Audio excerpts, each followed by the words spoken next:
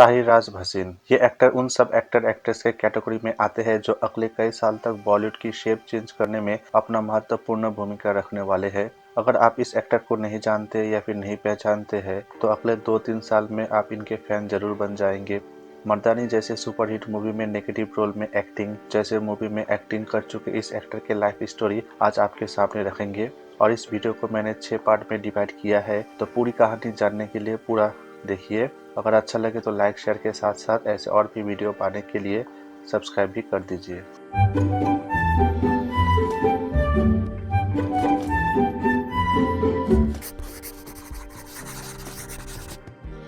ताहिर का जन्म 21 अप्रैल 1987 में दिल्ली में हुआ था।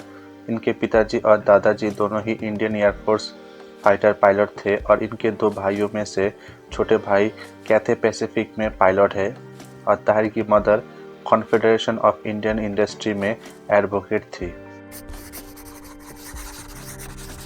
इनके पिताजी एयरफोर्स पायलट होने के कारण इनकी स्कूलिंग कभी एक जगह पर नहीं हुआ, जैसे कि यूपी, मध्य प्रदेश, तमिलनाडु, गुजरात जैसे स्टेट पर आर्मी स्कूल में ही होता था। फिर ताहिर ने दिल्ली की हिंदू कॉलेज से पॉलिटिकल साइंस में ग्रेजुएट डिग्री हासिल की थी। उसके बाद यूनिवर्सिटी ऑफ मेलबर्न से मीडिया में मास्टर्स की थी, लेकिन उससे भी पहले सिर्फ 15 साल की उम्र में ही बैरी जॉन एक्टिंग स्कूल से एक्टिंग सीख ली थी। उसके बाद एक्टिंग और मॉडलिंग को अपना कैरियर बनाने के लिए मुंबई गए थे, जहां पर ताहिर ने institute of advance acting and behavioural studies से एक्टिंग और बॉडी लैंग्वेज इंप्रूव की थी और एक बार नसीरुद्दीन शाह की समर कैंप में भी एक्टिंग सीखने गए थे।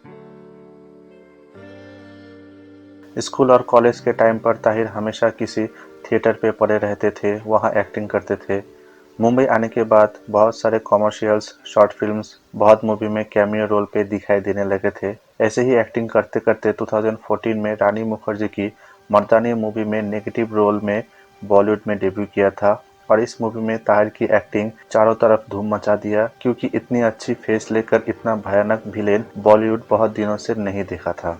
और इस मूवी के कारण कई अवार्ड भी जीते थे और जो मैं आपको अवार्ड्स पार्ट में बताऊंगा। इसके बाद 2016 में जॉन अब्राहम और सोनाक्षी सिन्हा की अपोजिट में फोर्स 2 मूवी में भी विलेन का रोल निभाए थे और इस मूवी के लिए भी कई अवार्ड शो में बेस्ट एंटागोनिस्ट कैटेगरी में नॉमिनेटेड भी हुए थे। इसी 2 मूवी के कारण फोर्ब्स की 2017 में बेस्ट 30 में थे और द टाइम्स ऑफ इंडिया की 50 मोस्ट डिजायरेबल इंडियन में थे। फिर 2018 में नवाजुद्दीन सिद्दीकी के साथ मांटो मूवी में थे, जहां वो 1940s की बॉलीवुड एक्टर श्याम के रोल में दिखाई दिए थे। इस मूवी के लिए कांस फिल्म फेस्टिवल में भी इनवाइटेड थे।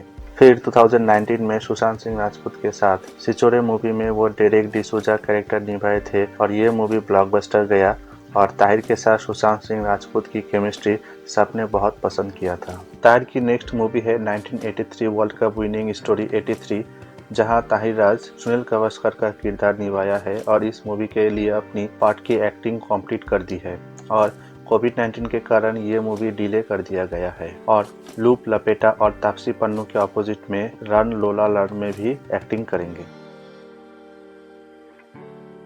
ताहिर राज भसीन का कहना है कि जब वो स्कूल और कॉलेज में थे तब वो कई रिलेशनशिप में थे, लेकिन जब से एक्टिंग को एज ए करियर शुरू किया है तब से उनकी फर्स्ट प्रायोरिटी सिर्फ एक्टिंग ही है। उनका कोई भी गर्लफ्रेंड नहीं है। अपनी डेब्यू मूवी मर्दानी के लिए Filmfare, Star Guild, Stardust, Screen Awards जैसे अवार्ड शो में best actor in negative role, best newcomer, superstar of tomorrow जैसे कई कैटेगरी में नॉमिनेटेड भी हुए थे और Screen Awards for best actor in negative role award जीते थे। बॉलीवुड में आने से पहले ताहिर डांस के साथ साथ मार्शल आर्ट भी सीखे थे। ताहिर जब मुंबई आए थे तो अपने साथ सिर्फ 5 फोटोग्राफी लाए थे और कैसे ऑडिशन देना है वो उन्हें पता नहीं था और शुरुआती दिन यानी पहले के 2 हफ्ते तक तो बिना ऑडिशन देके ही रिजेक्ट कर दिया जाता था क्योंकि उनका फेस एड कंपनी को पसंद नहीं आया। और जब मूवी के लिए ऑडिशन देने जाते थे तो वहाँ उनसे पूछा जाता था कि आप एक्टिंग क्यों करना चाहते हैं, आप एक्टिंग को लेकर सीरियस है तो बाप माँ का पैसा क्यों बर्बाद कर रहे हैं। और ये सब सवाल ताहिर के लिए बहुत ही फ्रस्ट्रेटिंग था और उनकी एक्टिंग की खासियत ही ये है कि वो बहुत ही नेचुरल एक्टिंग करते हैं और सबको लगता था कि वो एक्टिंग ही नहीं कर रहे हैं और एक्टिंग करने को बोला जाता था और इससे एक बात साबित हो जाती है कि उन्हें वरुण धवन जैसे ओवर एक्टिंग ही चाहिए, नेचुरल एक्टिंग नहीं चाहिए। एक बार तो ऐसा हुआ कि एक बहुत बड़ी स्टूडियो के साथ एक बिग बजट मूवी में साइन करने के बाद जब वो दिल्ली गए अपने दोस्तों के साथ सेलिब्रेट करने, और सेलिब्रेशन के बीच ही फोन आया कि आप हमारे मूवी में नहीं है, लेकिन आपका ऑडिशन बहुत ही अच्छा गया, लेकिन आपकी जगह हम दूसरे एक्टर को ले रहे हैं। एक बार तो एक मूवी कन्फर्म ही हो गया था, लेकिन दूसरे एक्टर की वजह से वो रोल किसी और के पास चला गया।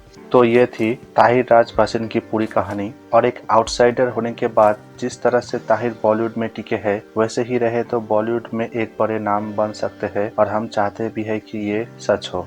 तो दोस्तों, आज के लिए बस इतना ही। मिलते हैं अगले वीडियो पर। अगर आपको मेरी वीडियो अच्छा लगे तो लाइक के साथ साथ सब्सक्राइब भी कर दीजिए और अपने दोस्तों के साथ शेयर भी कीजिए।